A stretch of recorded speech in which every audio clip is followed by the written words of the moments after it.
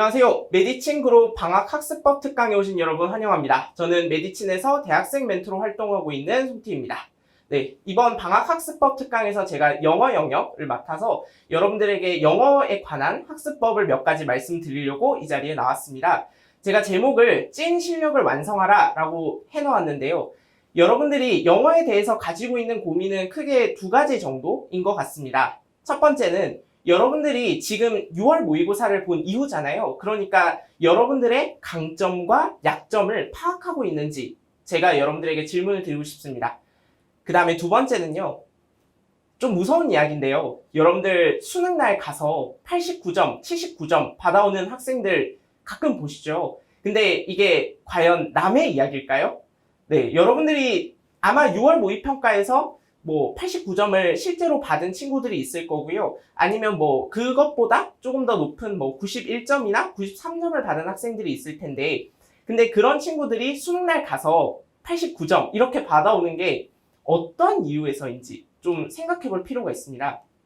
그래서 제가 말씀드리고 싶은 건 여러분들이 영어의 학습 순서에 관해서 제대로 알고 계셨으면 합니다.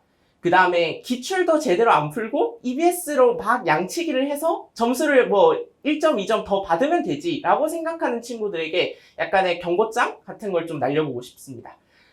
그 다음에 좀 무서운 이야기를 써놨는데요. 조금만 안 하면 여러분들 점수는 순식간에 떨어져요. 그러니까 95점을 받았던 학생들이라도 갑자기 수능날 가서 89점이 나오는 건 한순간의 이야기라는 거죠. 그래서 영어는 꾸준함이 중요합니다. 많은 양을 하라는 건 아니에요. 국어, 수학에 비해서 영어가 가지는 비중은 확실히 적기는 해요. 하지만 그렇다고 해서 여러분들이 꾸준히 하지 않으면 그냥 국어, 수학만 하고 영어는 아예 손을 놓아버리면 점수가 한순간에 쭉 떨어질 거라는 거죠. 그 다음에 제가 두 번째, 언제까지 점수 뒷공무니만 쫓고 있을 것인가 라고 써놓았는데요. 이 얘기가 무슨 얘기냐면 6평 때 만약에 여러분들이 89점을 받았어요. 그러면 이제 큰일 났다. 나 1등급 받아야 되는데 라는 생각으로 방학 때 열심히 영어 공부를 해요. 근데 그러면 9월 모의평가 때 당연히 공부를 많이 했으니까 점수가 잘 나오겠죠. 근데 그러고 나서 수능날 이제 9평 때 점수가 잘 나왔잖아요. 그러니까 또 국어 수학을 더 해야지 라고 해서 또 공부를 안 해요. 그러면 수능날 가서 또 89점이 나온다는 거죠. 그러니까 점수 뒷공무니를 쫓지 않게 여러분들이 찐 실력 을 완성해서 시험지를 위에서 바라보는 듯한 그런 실력을 가지고 있어야 한다는 겁니다. 그러면 그걸 위해서 무엇을 해야 될지 제가 두 가지 정도를 들고 왔습니다. 첫 번째는요. 학습 단계를 파악하는 것도 전략이다라고 말씀을 드리고 싶습니다. 결국에는 여러분들이 잘 맞추고 싶은 문제는 독해 문제잖아요. 그런데 이 독해 문제를 잘 맞히기 위해서는 뭘 해야 할까요? 영어 학습의 순서 알고 계신가요? 가장 기초부터 독해라고 하는 산을 정복하기까지 무엇이 필요할까요? 그 다음에 여러분들이 결국에는 독해를 못하는 이유가 결국에는 글을 잘 못 읽어서일 텐데, 그러면 여러분들이 유형별로 전략 전술을 잘 못 짜서 내가 독해를 못하는 걸까요? 그건 아니라는 거죠. 뭔가 근본적인 문제가 따로 있을 수도 있다는 거예요. 그러면 제가 영어 학습 순서에 대해서 간략하게 말씀드리자면 영어의 가장 기초는 뭘까요? 당연히 다들 아시고 계시겠죠. 네, 어휘입니다. 어휘. 단어를 잘 외워야 하고요. 그런데 단어 한다고 해석되는 건 아니거든요. 그러면 그 과정에서 뭐가 필요하냐면 어법이 필요한 거죠. 많은 학생들이 어법을 버리고 독해를 잘 맞추고 싶대요. 근데 그건 정말 잘못된 생각이에요. 어법이라는 건 여러분들 문장을 해석하기 위해서 어디에서 어디까지 끊어 읽을 것인지를 판단하는 도구란 말이에요. 그런데 어법을 버리고 독해를 잘 본다? 그건 제가 생각했을 때는 속된 말로 도둑놈 심보 아닐까라는 생각이 들기도 해요. 네, 그래서 이 어법이라는 게 결국에는 한 문장 한 문장을 잘 해석하는 구문으로 연결이 돼야 된다는 거죠. 그 다음에 이제 유형별로 조금 약간의 전략 전술을 더해서 독해라고 하는 산을 정복해낼 수 있다는 겁니다. 생각보다 여러분들 독해라는 산을 정복하기 위해서 해야 될 일들이 많아요. 그런데 여러분들이 자꾸 독해에만 매달리면 뭔가 자신의 근본적인 문제는 고치지 않고 계속 다른 것만 매달리니까 점수가 잘 안 올라가는 거죠. 그 다음에 두 번째, 여러분들에게 질문을 드리고 싶은 게 영어 총 몇 페이지인지 아십니까? 몇 분 주는지 아세요? 이렇게 제가 물어봤는데 고3 수험생들 중 많은 사람들이 영어 80분이라고 알고 계시는 분들이 많더라고요. 80분은 국어입니다. 그 다음에 12페이지요. 그거 국어예요. 영어는 총 몇 페이지고 몇 분인지 알고 계신가요? 문제 수, 문제 배치 알고 계신가요? 여러분들 독해를 잘 보고 싶대요. 그러면 여러분들이 원하는 점수대가 있을 거잖아요. 그러면 영어가 몇 페이지고 그래서 내가 어떤 문제를 풀 것인지 그것부터 전략을 세워야 되지 않나요? 그런데 왜 이상한 그런 시험 전략을 세우고 있죠? 그걸 질문하고 싶은 겁니다. 네, 그래서 뭐 총 8페이지고 70분 줍니다. 그 다음에 여러분들 대부분 다 알고 계실 거예요. 1, 2페이지 듣기 나오고 18에서 20번은 여러분들 듣기랑 같이 풀죠? 웬만해서는. 네, 그리고 21에서 24 대입학 문제 나오고요. 25에서 28 여러분들 제일 좋아하는 거 도표, 일치, 불일치 맨날 뭐 5초 컷 이렇게 하는 거 있잖아요. 그 다음에 5페이지에 어법, 어휘, 빈칸 이렇게 있고요. 6페이지 빈칸, 제거, 순서 7페이지에 순서, 삽입, 요약 그 다음에 8페이지에 장문 독해 이렇게 있죠. 제가 이렇게 막 많은 걸 얘기를 했잖아요. 여러분들도 똑같이 할 수 있어야 돼요. 그래야 여러분들 영어에서 내가 어디에서 시작해서 어떻게 해서 시험을 70분을 운영할 건지 전략을 세우죠. 이 작업을 여러분들이 방학 때 좀 해봤으면 좋겠다라는 말씀이고요.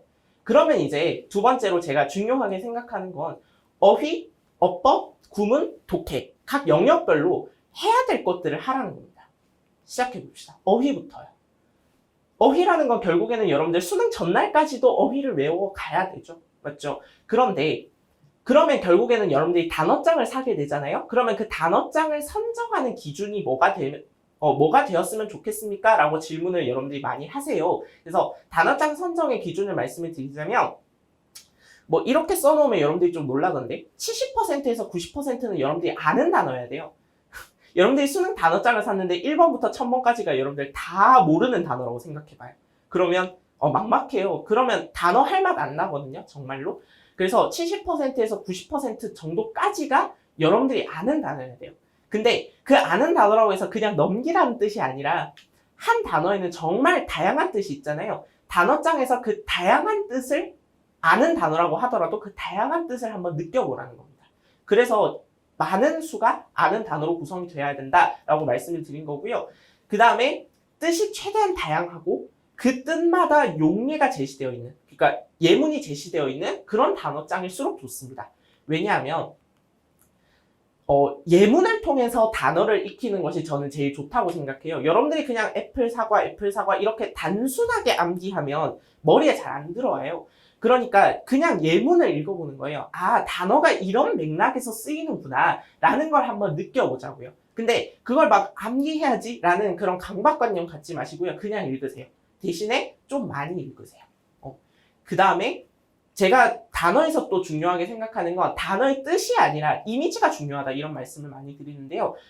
예를 들어서 apply라고 하는 단어를 생각해 봅시다. 여러분들이 apply라고 하면 이제 적용하다라는 뜻을 많이 알고 있잖아요. 근데 apply ointment라고 이야기를 하면 연고를 적용하다. 이건 말이 안 되죠. 그러면 연고를 바르다 정도로 해야 여러분들이 적절한 뜻이 되겠죠. 그 다음에 apply for a job interview라고 하면 job interview에 적용하다? 이건 또 말이 안 되잖아요. 그러면 job interview에 지원하다라는 뜻이 되잖아요.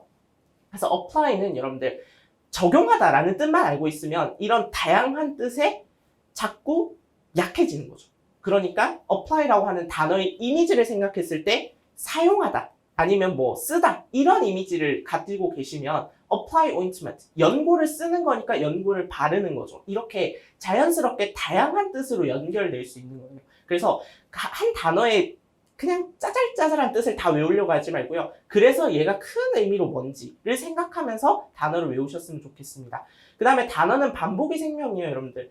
단어가 외워지기 위해서는 제가 친구들한테 한 50번 정도는 봐야 단어가 외워진다라고 이야기를 하거든요. 물론 거짓말이지만 apply라고 하는 단어가 여러분들이 적용하다라는 뜻으로 여러분들에게 받아들여지기까지는 여러분들이 apply라고 하는 단어를 50번 이상은 봐서 그게 자연스럽게 받아들여진 거란 말이에요. 그러니까 생각하지 않고 외워질 때까지, 그러니까 자연스럽게 그 뜻이 연상이 될 때까지는 무한 반복이 생명입니다. 네, 여기까지 단어학습법에 대해서 말씀드렸습니다. 이제 어법으로 넘어갑시다. 여러분들 어법을 자꾸 버린대요. 근데 저는 이제 이런 질문을 하고 싶은 거죠. 그러면 어법은 대체 왜 해요? 여러분들이 어법을 29번을 맞추기 위한 그런 한 문제를 맞추기 위해서 어법을 해야 된다라고 생각을 하시는 것 같은데요. 절대 아닙니다. 그 한 문제를 위해서 어법을 할 거면 당연히 어법은 버려야죠. 근데 어법을 버릴 수 없는 이유가요. that을 생각해 봅시다. that이 여러분들 뭐 몇 가지로 쓰이죠?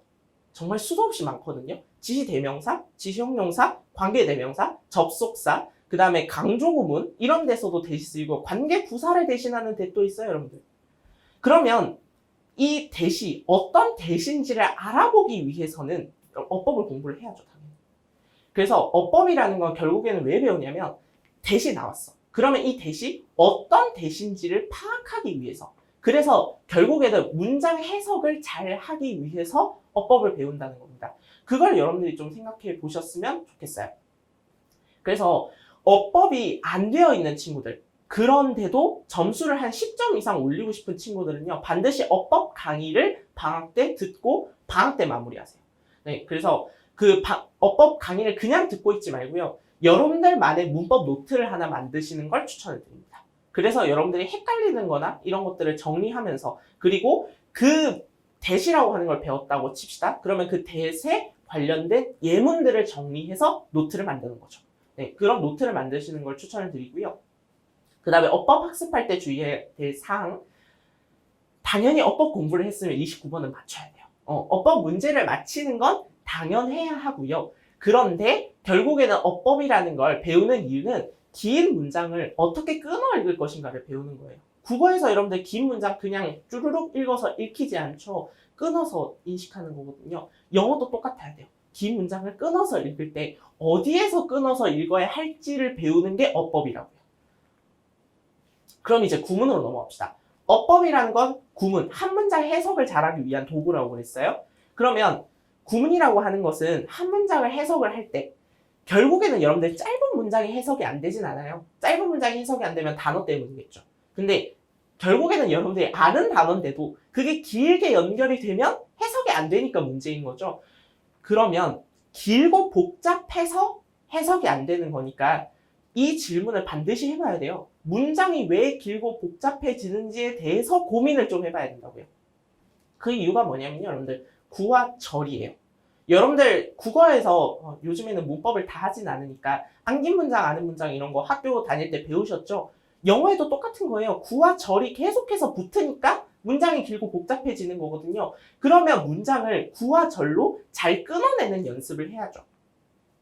그게 이제 어법과 같이 이루어져야 된다라고 말씀을 드린 거고요. 그러면 이 한 문장을 잘 해석할 때 주의해야 될 사항은, 그럼 내가 해석을 잘했는지 못했는지 어떻게 알아요? 라고 질문을 하는 친구들은, 이 친구들은 자신의 해석과 해설지의 해석을 비교해보세요. 아, 해설지는 읽었을 때 뭔 말인지 모르겠는데요? 그거 좋은 지적이에요. 해설지는 읽었을 때 뭔 말을 하는지 잘 모르겠죠? 그 해석에서 다 똑같아야 된다는 뜻이 아니라 그 해설지가 해석해 놓은 거에 큰 뜻 있잖아요. 큰 뜻. 대충 이런 뜻이야. 그게 여러분들의 해석이랑 맞으면 여러분들 해석을 잘 하고 있는 거예요. 그렇게 비교해 나가면서 한 문장 해석을 해 나가시면 돼요. 그 다음에 이제 2, 3등급 친구들이 1등급으로 못 올라가는 이유가 구문에 있는 경우가 많거든요. 그걸 생각해 보면 해석과 번역의 차이라고 써두었는데 이건 좀 더 자세하게 이야기할 필요가 있을 것 같아서 예시를 하나 들고 왔습니다.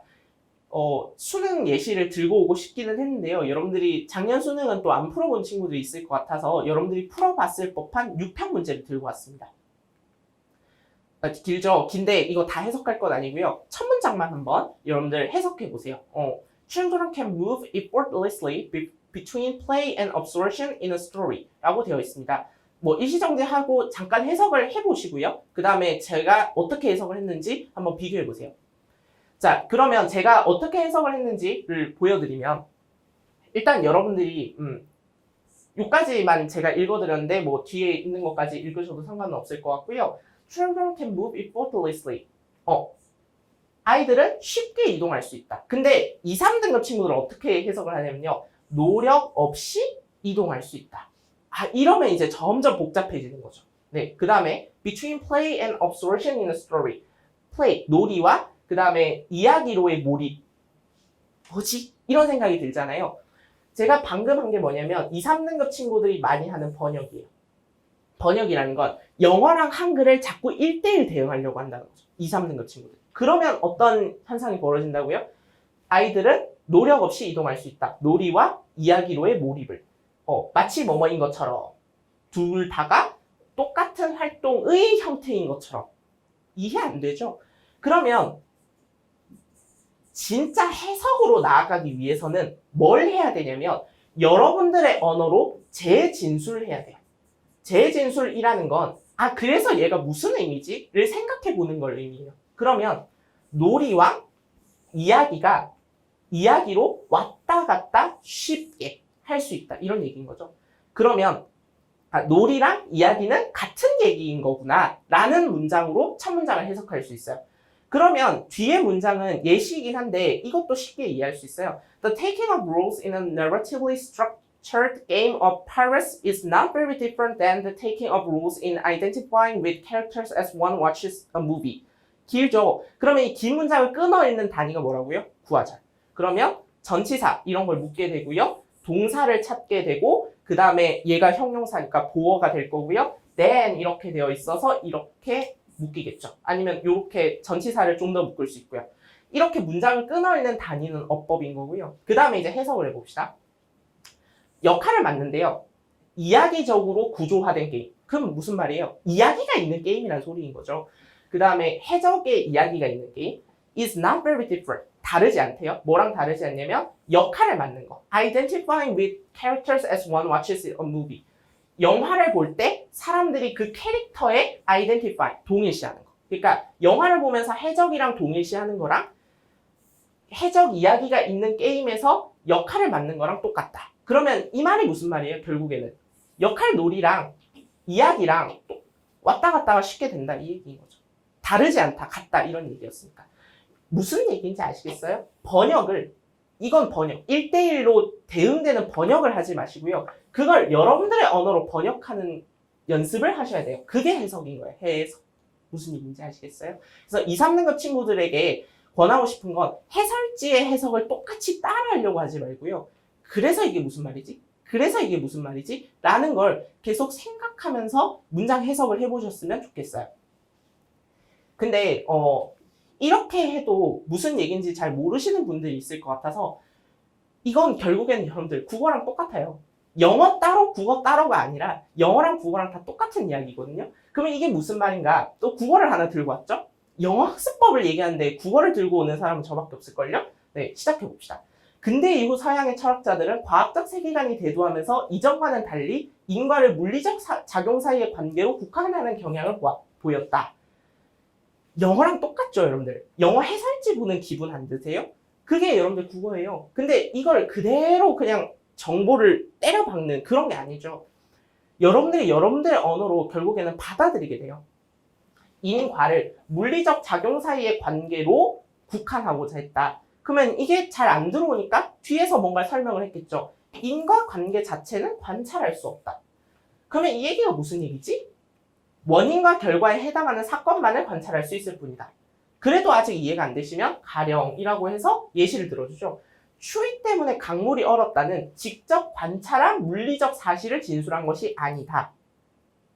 그래서 인과가 과학적 개념인지에 대한 의심이 그러면 다시 이해를 해야 되겠다라는 생각이 들죠. 원인과 결과에 해당하는 사건만을 관찰할 수 있대요. 그럼 다시 추위, 강물이 얼었다. 라는 건 여러분들 직접 관찰한 물리적 사실을 진술한 게 아니래요. 그럼 이게 관찰된 게 아닌가? 뭔 얘기지? 그럼 강물이 얼었다라는 건 관찰을 한 거는 당연한 것처럼 보이잖아요. 추위는 우리가 느끼는 거잖아요. 그럼 뭐가 틀렸다는 얘기냐면 때문에가 틀렸다는 얘기예요. 아니 그러니까 강물이 온 게 진짜 추위 때문인지는 모른다는 거죠. 그러면 다시 앞으로 돌아가야죠. 인과 관계 그 자체는 관찰할 수 없다. 즉 추위 때문에 강물이 얼었는지는 관찰할 수 없고 원인과 결과에 해당하는 사건만을 관찰할 수 있구나라는 의미로 해석이 되죠. 이게 영어랑 똑같은 과정이에요.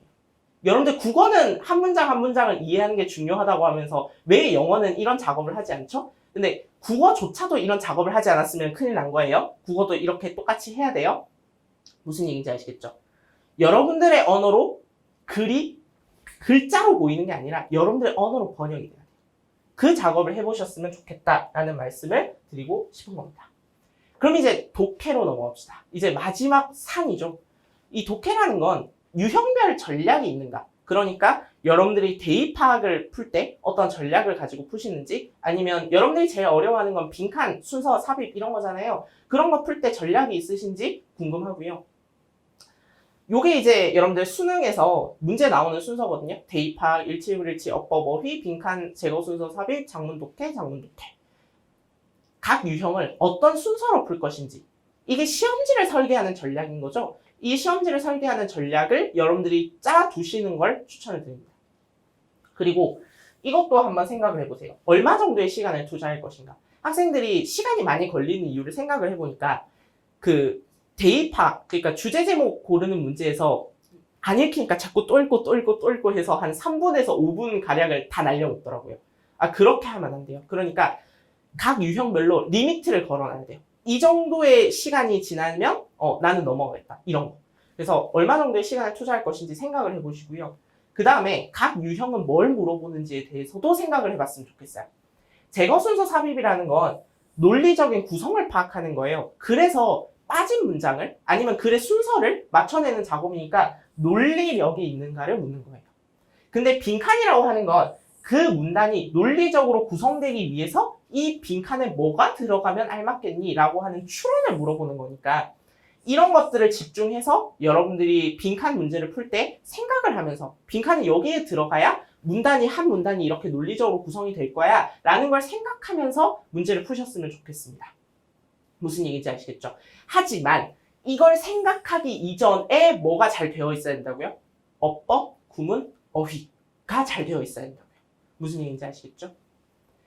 그 다음에 저는 학생들이 듣기가 이렇게까지 고민이 많은 줄 잘 몰랐거든요. 근데 1등급 학생들도 듣기를 잘 틀려오더라고요. 생각보다.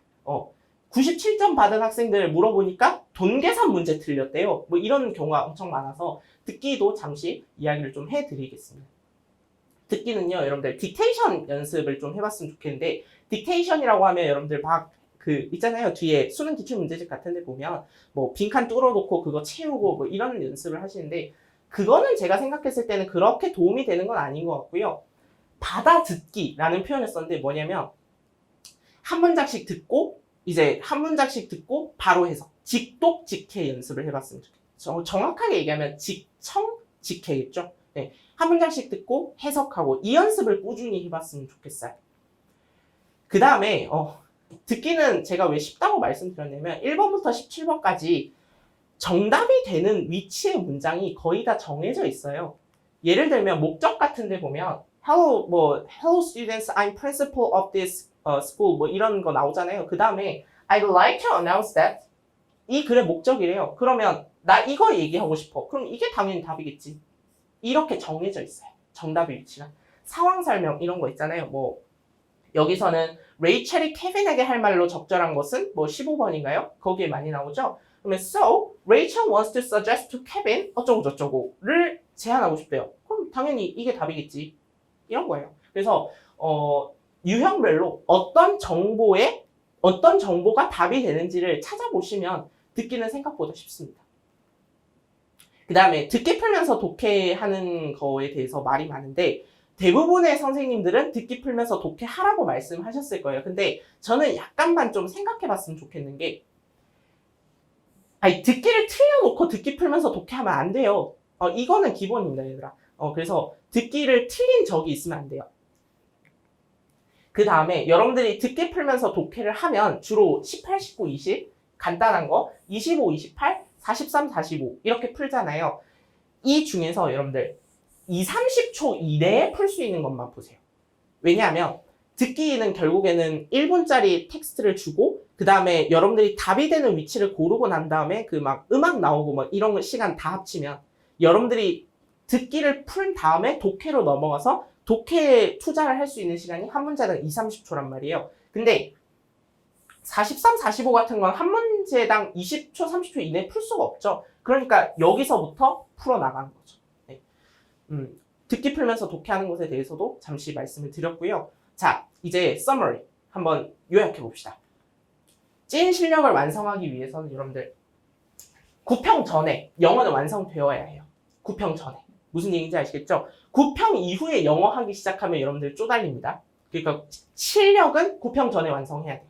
그 다음에 89점, 79점 받기 싫으면 실력을 쌓으세요. 제발. 뭔가 뭐 특별한 팁 같은 거를 막 얻어가지고 점수를 쌓으려고 하지 마세요. 그거는 수능장 가서 무너집니다. 올해 수능 영어 어려울 거예요. 6평만큼 어려울 수 있어요. 그러니까 단단히 대비를 해두시고 그 다음에 실력이 베이스고 전략이 그 다음이라는 거예요. 그래서 제가 실력을 쌓기 위해서 어휘, 어법, 구문, 독해에서 뭘 해야 될지에 대해서 말씀드렸고요. 그 다음에 듣기가 약점이라면 듣기 37점 정도는 다 맞읍시다. 그거는 점수 까먹으면 정말 눈물 나요. 듣기 때문에 89점 나오는 사람들도 봤어요. 그러니까 듣기 틀리지 마시고요. 그 다음에 제가 말씀드렸죠. 영어의 베이스는 국어에 있습니다. 국어에서 하는 연습을 영어에서 똑같이 해서 여러분들이 영어도 국어도 두 마리 토끼를 같이 잡았으면 좋겠어요. 영어 따로 국어 따로 해서 시간 낭비하지 마시고요. 네, 저의 좌우명 같은 말이기도 한데요. Do your best, then you be the best. 최선을 다하세요. 그러면 최고가 되어 있을 겁니다.